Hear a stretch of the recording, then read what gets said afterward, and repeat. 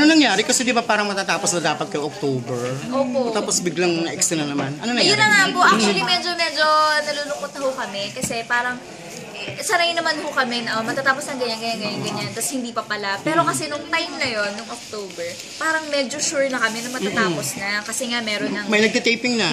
Meron na talagang papalit, ganyan. So medyo tahimik na kami. Sila Miguel. Tapos, parang last minute, siguro isang linggo bago yung talagang... Last taping day sana.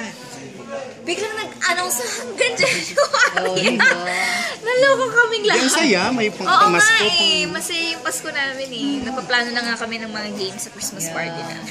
Ano nang na-invest mo sa dami sa tinagal-tagal ng project na to? Bahay. Meron akong rent to own na bahay sa Commonwealth. Okay naman, maliit lang, pero mas malaki kaysa dun sa condo. Andun na kayo? Apo, dun ako. Ilang rooms? 3. Plus yung main quarters. Anong pakiramdam na parang pinapanood pa rin kayo ng mga tao? Oo nga eh, nakakaloka eh. Hindi na nga namin alam kung bakit. At paano tumakbo yung story?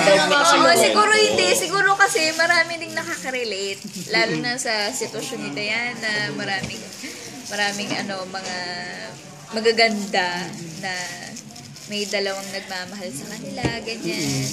In real life, ganyan kagwapong nag-aagawan sa puso mo. Grabe, di ba? Parang... Sino pipiliin mo? Pareho hirap na hirap si I'm sorry. Matatangkad ha? Oo nga eh. Na-stress. Actually, lagi ako naka-apple box pagka-eksena ko sila dalawa. Dati si Andre lang. Ngayon pati si Ruru naka-apple box na din. Sino mataas kay Ruru at kay Andre. 5'10" pa lang.